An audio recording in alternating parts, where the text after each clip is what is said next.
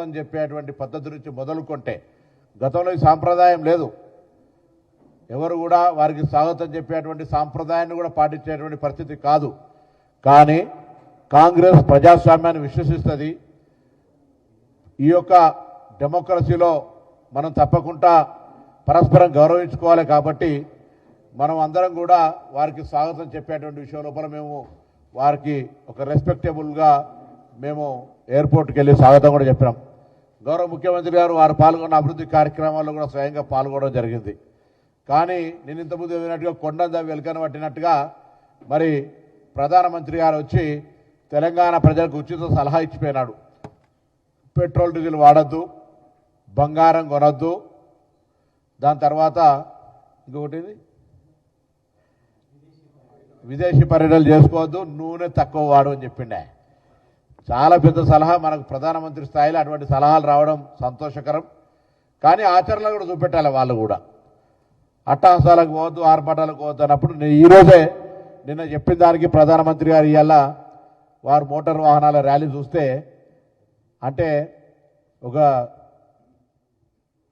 పండితుడు ఊర్లో ప్రవచనం చెప్తూ ఎవరు ఎల్లిపాయలు తినొద్దన్నాడట. వాళ్ళ భార్య కూడా విని అరే ఎల్లిపాయలు తినొద్దన, ఇంటి ఎల్లిపాయలు అయిపోతే నేను మందికి చెప్పినా కానీ నీకు చెప్పినా అని చెప్పి అన్నట్టుగా మన నరేంద్ర మోడీ గారు ప్రజలందరికీ ఏమో బంగారం కొనొద్దంటుండు, అట్టహాసం వద్దంటుండు, వాహనాలు తక్కువ వాడమంటుండు, డీజిల్ తక్కువ వాడమంటుండు. వారేమో వారి యొక్క కార్యక్రమాలు కొనసాగిస్తూ ఉన్నాడు. సంతోషం.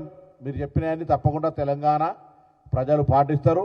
ఈ దేశ అభివృద్ధికి సంబంధించి ఈ దేశంలో మరి ప్రధానమంత్రి సమర్థవంతంగా పరిపాలించి ప్రజల ఆకాంక్షలకు అనుగుణంగా ముందుకుతారనుకుంటే ఒక ప్రధానమంత్రి గతంలో కరోనా మాదిరిగా కరోనాలో సపోర్ట్ కొట్టడో దీపం వెలిగించడో చేసే విధంగానైతే ప్రజలను మభ్యపెట్టే ప్రయత్నం చేసాడో ఇప్పుడు కూడా సమస్యల్ని పరిష్కరించేటువంటి ప్రయత్నం చేయకుండా మరి వారు బంగారం కొనొద్దను ఇతరాతర చెప్తున్నాడంటే దాన్ని బట్టి వారి పరిపాలన దక్షత అర్థమైపోతా ఉంది.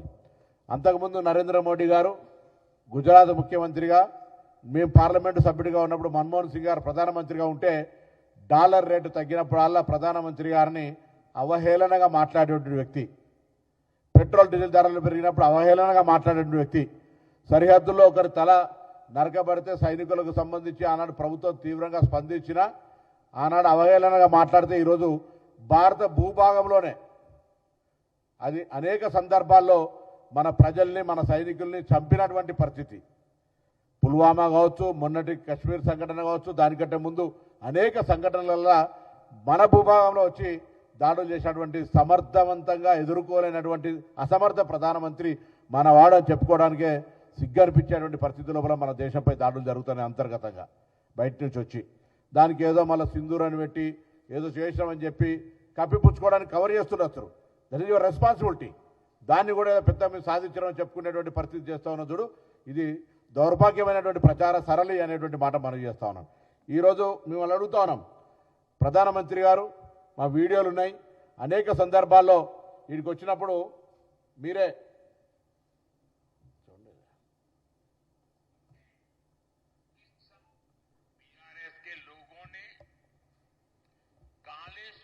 घोटाला करके किसानों से करोड़ों रुपए लूटे। लूटे कि नहीं लूटे? लूटे कि नहीं लूटे? एक कालेश्वर लिफ्ट इरिगेशन सिंचाई योजना केसीआर परिवार का एटीएम है। एटीएम कालेश्वरम के बारे में बातचीत की थी। Kaleshwaram has become an ATM for KCR. हमारे हिंदी में कहते हैं कि ये दूध देने वाली गाय हो गई। ప్రధానమైన ముగ్గురు భారతీయ జనతా పార్టీ నాయకులు, నరేంద్ర మోడీ గారు ప్రధానమంత్రిగా, హోంశాఖ మంత్రిగా అమిత్ షా, ఆనాటి భారతీయ జనతా పార్టీ అధ్యక్షుడు నడ్డా గారు తెలంగాణ రాష్ట్ర పర్యటనలో కాళేశ్వరం ఏటీఎంగా మారిందని చెప్పినారు. అదేవిధంగా కిషన్ రెడ్డి గారు, బండి సంజయ్ గారు అనేక సందర్భాల్లో తెలంగాణ ప్రభుత్వానికి సవాల్ చేసినారు, మీరు సిబిఐకి విచారణకు ఆదేశించమని. వాళ్ళు కూడా ప్రత్యక్షంగా అనేక సందర్భాల్లో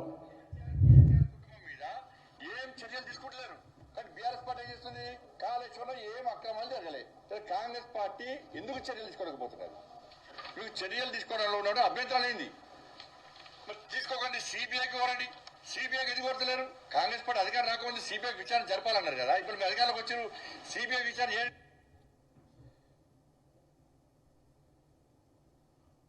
బీఆర్ఎస్ ప్రభుత్వ హయాంలో జరిగినటువంటి అతిపెద్ద స్కామ్ ఈ యొక్క కాళేశ్వరం ప్రాజెక్టు.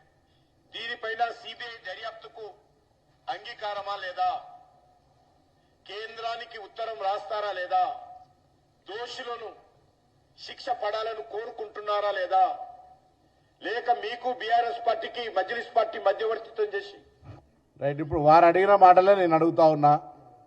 మీ డిమాండ్ మేరకు మేమేదో బీఆర్ఎస్ పార్టీ అవినీతిని కాపాడే ప్రయత్నం చేస్తున్నామని చెప్పినటువంటి మాట ప్రకారంగా శాసనసభ వేదికగా చర్చ చేసి ఆ కాళేశ్వరం ప్రాజెక్టుకు సంబంధించినటువంటి అంత పూర్తి స్థాయి విచారణకు సిబిఐకి శాసనసభ వేదికగా ముఖ్యమంత్రి గారు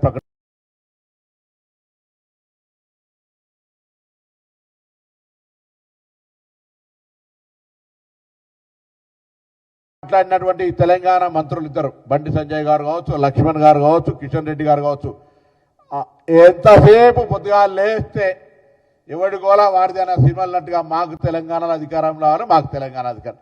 అరే మీరు తెలంగాణకి ఏం చేసిరో చెప్పి కొట్లాడు. రే 12 ఏళ్లల్లా తెలంగాణ ప్రజలకు కేంద్రం నుంచి ఏం తీసుకొచ్చిరో చెప్పి కొట్లాడు. ఒకసారి వివక్షపూరితంగా, కక్షపూరితంగా, కుట్రపూరితంగా తెలంగాణ ప్రజలను అవమానపరిచే విధంగా తెలంగాణ ఏర్పాటును అనేక సందర్భాల్లో లోక్సభ వేదికగా క్రిటిసైజ్ చేసిన మీకు ఇక్కడ ఓటు అడిగే నైతిక హక్కు ఉందా?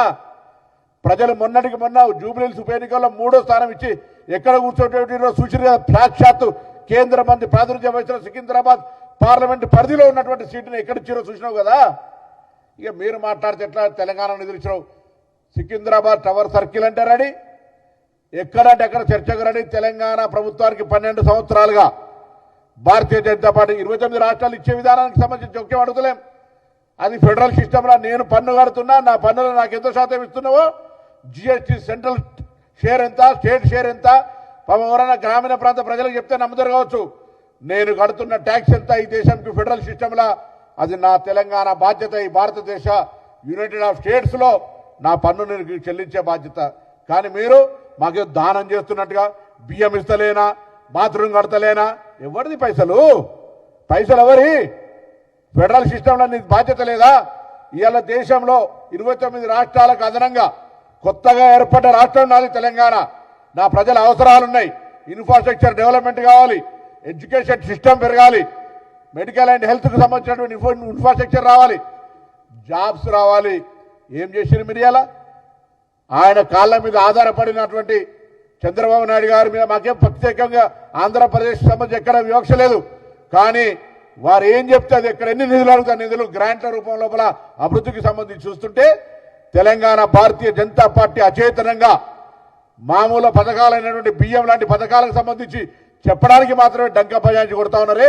ప్రత్యేకంగా తెలంగాణ అభివృద్ధికి సంబంధించి ఏం నిధులు తీసుకొచ్చినారని అడుగుతా ఉన్నాం. ఇవాళ ఇవన్నీ కూడా జరుగుతున్న కార్యక్రమాలన్నీ తెలంగాణ చొరవతోటో, తెలంగాణ అనేక సందర్భాల్లో ముఖ్యమంత్రి గారు మంత్రులు ప్రధానమంత్రితో సహా కేంద్ర మంత్రులను గడప గడపకు తిరిగి 100 సార్లు అడుగుతూ ఉంటుంటే ఇలా కేంద్రం బాధ్యత తెలంగాణకి ఇచ్చేటువంటి నిధులు దాని కూడా పెద్ద మేమే ఇస్తున్నట్టుగా, ఏదో మేము పెద్ద మచ్చరిపాయల తీసుకొని వస్తున్నట్టుగా మాట్లాడుతూ ఉన్నారు. ఇలా దయచేసి మేము మళ్ళీ కూడా అడుగుతా ఉన్నాం. ఇలా దేశంలో, భారతదేశంలో తెలంగాణ పట్ల వివక్ష, తెలంగాణ ఏర్పాటు పట్ల పార్లమెంటు సాక్షిగా ప్రధానమంత్రి గారు, అమిత్ షా గారు, కోన్ కిస్కా ఎంపీ గాళ్ళందరూ కూడా ఇవాళ వేరే రాష్ట్రాల వాళ్ళు మాట్లాడుతుంటే ప్రేక్షక పాత్ర వహించేటువంటి పరిస్థితి, ఇలా దేశ విభజనతో పోల్చేటువంటి పరిస్థితి, ఇలా దౌర్భాగ్యమైనటువంటి వాతావరణంలో మళ్ళీ చెప్తా ఉన్నారు తెలంగాణ ఇవ్వడంలో జాప్యంలో ఎన్ని ప్రాణాలు పోయినాయని. పాపం మీది. ఒక ఓటు 2 రాష్ట్రాలు అన్నాడు, తెలంగాణ ఇచ్చుంటే ఆనాడు మీరు 3 రాష్ట్రాలు ఇచ్చి తెలంగాణ ఎందుకు ఇవ్వలేదో తెలంగాణ ప్రజలకు ముక్కు భూమికి రాసి చెప్పాల్సిన అవసరం ఉంది. తెలంగాణ ఎందుకు ఇవ్వలే అన్నాడు. ఇవాళ మీరు మాట్లాడుతూ ఉన్నారు. అందుకే మళ్ళొక్కసారి చెప్తా ఉన్నా, ఇవాళ తెలంగాణకు సంబంధించి డెఫినెట్లీ మా ప్రజల హక్కు అభివృద్ధిలో భాగస్వామ్యం అడిగేది. అవన్నీ ఏం అడగకుండా ఇలా మీరు వట్టిగానే వచ్చి మీరు బంగారం కొనకమని ఈ మాట చెప్పుకోవడానికి వచ్చినామా ఇక్కడికి? మీరు భారతీయ జనతా పార్టీ నాయకత్వాన్ని అడుగుతా ఉన్నాయి, ఇలా రాష్ట్ర నాయకత్వాన్ని. తెలంగాణ అవసరాలకు అనుగుణంగా 8 మంది పార్లమెంటు సభ్యులు, 2 రాజ్యసభ సభ్యులు, మరి మా ప్రధానమంత్రి ఇక్కడికి వస్తున్నాడు, తెలంగాణకు ఇది కావాలని ఒక రిప్రజెంటేషన్ ఇచ్చిరా అని అడుగుతా ఉన్నా. కనీసం ప్రధానమంత్రి, నేను చెప్తే కదా, ఒక శాసనసభ్యుడు ఒక మండలానికి పోతే, ఒక మంత్రి ఎక్కడికో నియోజకవర్గానికి పోతే అక్కడ ప్రజలు, అక్కడ ప్రజాప్రతినిధులు కొంత రిప్రజెంటేషన్ ఇస్తారు మాకు ఇది కావాలని.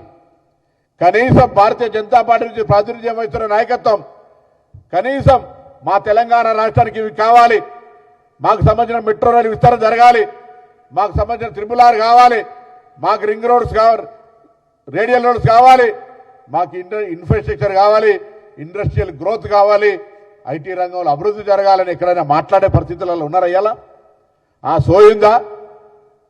ఊకదంపుడు ఉపన్యాసాలు, మేము బియ్యం మేమే ఇస్తున్నాం, వడ్లు మేమే ఇస్తా ఉన్నాం, దానికి సంబంధించినటువంటి తౌడు కూడా మేమే ఇస్తా ఉన్నాం, ఇగో వడ్లు పట్టితే తౌడు రానట్టుగా తౌడు కూడా మా కారణంగానే వస్తుందని చెప్పేటువంటి పరిస్థితుల్లో దిగజారిపోయే పరిస్థితి కనబడుతోంది ఇలా. అదేవిధంగా నేను నిన్న కొత్త భారతీయ జనతా పార్టీ నాయకత్వం దగ్గర ఎక్స్పెక్ట్ చేసిన ప్రధానమంత్రి గారు ఇక్కడికి వస్తా ఉన్నారు. దేశంలో రాహుల్ గాంధీ గారి ఆదేశం మేరకు తొలిసారిగా కులగణన జరిగింది. దీన్ని ఆధారం చేసుకొని భారతీయ జనతా పార్టీ వాస్తవంగా కుల జనగణనకు అఫిడవిట్ వ్యతిరేకంగా ఇచ్చినా మళ్ళీ రాహుల్ గాంధీ గారు ఒత్తిడి మేరకు దేశవ్యాప్తంగా జరపాలనుకుంటా ఉన్నారు. కాలం నెంబర్ 13లో ఎస్సీ ఎస్టీకి సంబంధించినటువంటి హౌస్, మరి దానికి ఐడెంటిఫికేషన్ మాత్రమే ఉంది, బీసీ ఆప్షన్ లేదు అనేటువంటి మాట తెలిసి కూడా ఎవరు స్పందిస్తలేరు. నిన్న మేము, బట్టి విక్రమార్క గారు, అజరుద్దీన్ గారు, అర్కార వేణుగోపాల్ గారు ప్రధానమంత్రి గారికి స్వాగతం వీడుకోని చెప్పే సందర్భంలో వారు కొట్టించినటువంటి ఏదైతే హౌస్ హోల్డ్ సర్వే ఒక ప్రొఫార్మా ఉందో అది వారికి ఇచ్చి 13వ నెంబర్ కాలాన్ని చూపించి ఇందులో ఎస్సీ ఎస్టీ మాత్రమే ఉంది, జనగణనకు సంబంధించిన లోపల బీసీల ఇండ్ల లెక్కబెట్టే కార్యక్రమం జరుగుతలేరు, ఇది మంచిది కాదు అనే మాట చెప్పినాం. దాని మీదనే బీసీ సంఘాలు నిన్న ధర్నా చేసినాయి. అదేవిధంగా హనుమంతరావు గారు దీక్ష చేసినారు. భారతీయ జనతా పార్టీ మాత్రం నోరు కూడా మెదపలేదు. ఇది తెలంగాణ ప్రజలు, బలహీన వర్గాలు గమనించాల్సిన అవసరం ఉంది. ఈరోజు మాట్లాడుతూ ఉన్నారు, ఇవాళ తెలంగాణకు సంబంధించిన వివక్షపూరితంగా జరుగుతూ ఉంటుంటే మా పవన్ కళ్యాణ్ గారు ఇంటికి పోవడానికి అనారోగ్యంతో మాకు అభ్యంతరంలే, చంద్రబాబు నాయుడు గారు ఇంటికి పోవడానికి మాకు అభ్యంతరంలే. మేము అడుగుతా ఉన్నాం, తెలంగాణ ప్రయోజనాలకు సంబంధించి ఏ ప్రకటన కూడా రాకుండా ఈ ప్రదేశానికి వచ్చి ఈ ప్రాంతానికి వివక్షపూరితంగా వ్యవహరించే సందర్భంలో భాజపా కాంగ్రెస్ పార్టీ తరఫున అడుగుతాం. ఇలా అడుగుతా ఉన్నాం. నేను ప్రధానమంత్రి గారి పర్యటన కంటే ముందు కూడా చెప్పినాం, కాంగ్రెస్ పార్టీ ప్రజాస్వామికంగా మంత్రులంగా స్వాగతం చెప్పడానికి వెళ్తాం, కానీ తెలంగాణ హక్కుల కోసం నిధులకు సంబంధించి బరాబర్ అడుగుతామని చెప్పినాం. ఇలా బరాబర్ అడుగుతా ఉన్నాం. ఇది రాజకీయపరమైనటువంటి ఆలోచన కాదు. మీరేమో దేశానికి సంబంధించిన పేరు మీద మేము ఎవరో ఒకరు మాట్లాడితే శ్రీరాముడికి సంబంధించి, అరే నేను చెప్పిన కదా శాసనసభలోనే, శ్రీరాముడు మీరెంత పూజిస్తారో అంతకు రెట్టింతలు పూజిస్తాము, శ్రీరాముడి పేరు మీద ఓట్లు అడగము, శ్రీరాముని భక్తి కొరకు వాడుకుంటారు, మీరు ఓట్ల కొరకు వాడుకుంటారు. ఇదే తేడా కాంగ్రెస్కు మీకున్న తేడా. మేము ప్రజాస్వామికం, హైదరాబాద్ గంగా జమున తెహదీబ్ అంటారు. ఇక్కడ ప్రజాస్వామికంగా అందరూ ఎవరి రంగాల్లో వారు ఎవరికి వ్యతిరేకంగా లేకుండా వాళ్ళకి అన్ని రకాల స్వేచ్ఛలు ఇచ్చే విధంగా వ్యవహారం కొనసాగుతుంది ఈ ప్రభుత్వం. కాబట్టి మరొకసారి నేను ఈరోజు అడుగుతా ఉన్నా, అనేక వాగ్దానాలనే, సంవత్సరానికి 2 కోట్ల ఉద్యోగాలు, 60 సంవత్సరాల రైతులు దాటిన రైతులకు పెన్షన్లు, ఇట్లా రకరకాల ఆలోచనలు, మాటలకే పరిమితమైనటువంటి నరేంద్ర మోడీ గారి హామీలను అడుగుతూ ఈరోజు ప్రజాస్వామికంగా వ్యవహరించాల్సినటువంటి మంత్రులు, రాష్ట్ర ప్రయోజనాల కొరకు గొంతెత్తాల్సిన మంత్రులు వ్యక్తిగతమైనటువంటి మరి వాళ్ళ యొక్క సంజాయిషీలు ఇచ్చుకోవడానికి ఉపయోగించుకునేటువంటి వేదికగా ప్రధానమంత్రి సభ జరిగింది. నేను అడుగుతా ఉన్నా, మా పార్లమెంట్ సభ్యుడు బండి సంజయ్ గారు కార్పొరేట్ స్థాయి నుంచి కేంద్ర మంత్రికి ఎదిగిండనేటువంటి ఒక సహచరుడిగా, మిత్రుడిగా సంతోషంగా ఉండేవచ్చు. కానీ ఇలా తనకు సంబంధించిన ఒక కుటుంబపరమైన ఆరోపణ వచ్చినప్పుడు కేంద్ర హోంశాఖ సహాయ మంత్రిగా నేరుగా వారే నిష్పక్షపాత విచారణకు ఆదేశించాల్సిన అవసరం ఉంది. పొరపాటు జరిగితే శిక్షించమని వారే డిమాండ్ చేయాల్సిన అవసరం ఉంది. కాంగ్రెస్ పార్టీకి కక్షపూరితంగా వ్యవహరించి ఎవరి మీద ఉద్దేశపూర్వకంగా వేధించాలనే ఆలోచనలేమో, సాక్షాత్తు పిటిషనర్ ఆత్మహత్య ప్రయత్నం చేసిందని పిటిషన్ ఇచ్చి ఇంత జరిగిన తర్వాత కూడా మీరు ఇంకా దానికి సంబంధించి సంజాయించుకునే ప్రయత్నం జరిగితే ప్రజలు గమనిస్తారు. ఇవాళ కూడా నేను ఒకటే మాట కోరుతా ఉన్నా, విచారణకు సహకరించండి. విచారణ చట్టబద్ధంగా జరుగుతుంది. కేంద్ర మంత్రి హోదాలో దాని మీద ఒత్తిడి తెచ్చే ప్రయత్నం చేస్తే ఎవరిని కూడా ఉపేక్షించేది ఉండదు. ఆ విధంగా ముఖ్యమంత్రి గారు ఆదేశాలు ఇచ్చినారు. నేను కూడా ఉదయం సైబరాబాద్ సిపి గారితో మాట్లాడి విచారణ నిష్పక్షపాతంగా సమాజంలో ప్రజలు హర్షించే విధంగా, ముఖ్యంగా తెలంగాణ అక్కా చెల్లెళ్ళు మాకేదైనా అన్యాయం జరిగితే ఎంత ఒత్తిడి ఉన్నా ఈ ప్రభుత్వం నిలబడి వాళ్ళకు అండగా ఉంటుంది అనేటువంటి విధంగా వ్యవహరిస్తుంది అనేటువంటి విశ్వాసాన్ని కలగజేసే బాధ్యత తెలంగాణ రాష్ట్ర పోలీసు మీద ఉందని ఈ సందర్భంగా మరొకసారి వారికి చెప్పడం జరిగింది. నేను విశ్వాసం ఇస్తా ఉన్నాం, ఎటువంటి ఆ కుటుంబం ఆందోళన చెందే అవసరంలే. తప్పకుండా ఎటువంటి వివక్షత లేకుండా, ఎవరిపైన కక్ష సాధింపు లేకుండా బరాబర్గా చట్టం తన పని తాను చేసుకుపోతుంది. విచారణ జరుగుతుంది. ఇందులో మా కొంత కుల సంఘానికి సంబంధించిన ప్రతినిధులు ఏదో ప్రభుత్వాన్ని కొంత వ్యక్తులను బదనాం చేసే ప్రయత్నం చేస్తారు. వీళ్ళు ఎవరు కూడా కులాల ప్రస్తావన, బీసీలు, ఎస్సీ, ఎస్టీల ప్రస్తావన లేదు. అమ్మాయి కూడా సేమ్ ఆ కులానికి సంబంధించిన అమ్మాయి కాబట్టి ఇక్కడ ఎవరు కూడా రాజకీయం చేసే ఆలోచన లేరు. అయితే పెద్ద మనుషులు, కుల పెద్ద మనుషులుగా ఇష్యూను పంచాయతీ చేసి పెళ్లి చేస్తారా, పంచాయతీ చేస్తారా, ఏం చేస్తారో మీ ఇష్టం. అండర్ ఏజ్ ఉన్నప్పుడు దానికి ఉన్న చట్టం ఉన్నటువంటి నిబంధనలు ఏం చేస్తారో మీ ఇష్టం. కానీ ఇవాళ ఆ అంశానికి ప్రభుత్వానికి సంబంధం లేదు. ప్రభుత్వం ఫిర్యాదు వచ్చినప్పుడు తప్పకుండా స్పందిస్తుంది. అది ఎవరైనా సరే చట్టంలో అటువంటి పని చేసుకుని పోకపోతే ప్రభుత్వానికి మంచిది కాదు. కాబట్టి ప్రభుత్వంలో పోలీసులు తమ బాధ్యతను సక్రమంగా ఎటువంటి వివక్షత లేకుండా కేంద్ర మంత్రి అనేటువంటి ఏదో మరి మీరు ఆలోచన చేసి తప్పు చేస్తున్నారనేటువంటి పర్సెప్షన్ రాకుండా కఠినంగా, క్రియాశీలకంగా, న్యాయబద్ధంగా వ్యవహరించాలని సందర్భంగా తెలంగాణ పోలీసులు ఆదేశిస్తాం. ప్రత్యేకించి సిపి సైబరాబాద్ గారు అటువంటి ఆదేశాలు ఇవ్వడం జరిగింది.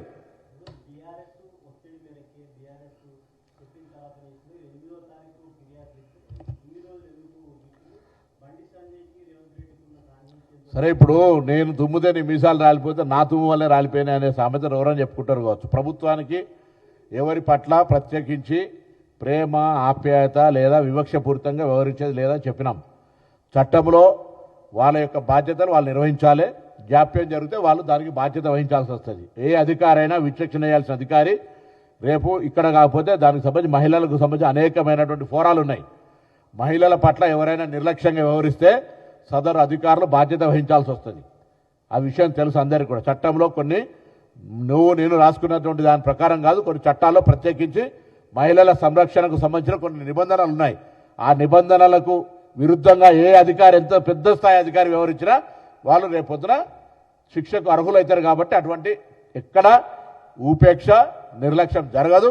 చట్టం తన పనికి సంబంధించి మేము ఎవరి మీద, వారికి సంబంధించిన కుమారుడి మీద ఏదో వ్యక్తిగతంగానో లేదు, నేను చెప్తున్నా మా పార్లమెంటు సభ్యుడు, we have our own respect. But it means అక్కడ ఆయన పట్ల జరుగుతున్నటువంటి ఆరోపణను ఆయననే స్వయంగా విచారణ కోరి తన ఒక పారదర్శకతను, నిర్దోషిత్వాన్ని నిరూపించుకోవాలని కోరుతుంది సమాజం.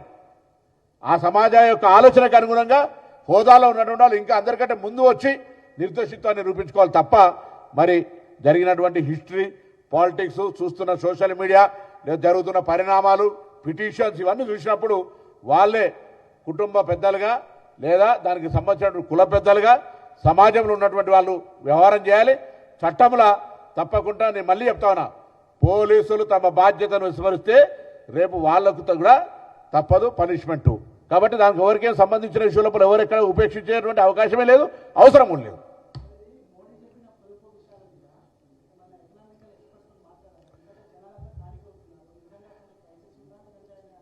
సరే, ఒక ప్రధానమంత్రి స్థాయి ఆ విధంగా మాట్లాడి తెలంగాణకు వచ్చి ఆ విధంగా ఒక క్యాబినెట్ మాట్లాడో, ఒక పార్లమెంట్లో చర్చ చేసో, దేశంలో కొన్ని నిబంధనలు, ఎందుకంటే యుద్ధం జరిగినప్పుడు లేకపోతే ఏదైనా కొత్త వాస్తవాలు ఏదైనా పరిస్థితి జరిగినప్పుడు కొన్ని నిర్ణయాలు తీసుకోవాల్సి వస్తుంది కావచ్చు. కానీ ఒకవైపు సమర్థవంతమైన పరిపాలన మాది. ఈస్టర్న్ స్టేట్స్ నుంచి మొదలుకుంటే కన్యాకుమారి, కశ్మీర్ దాకా మా ప్రజలు మమ్మల్ని హర్షిస్తారని చెప్పుకుంటున్న మీరు ఇలా దేశ ప్రజలకు ఏం చెప్పదలుచుకున్నారు?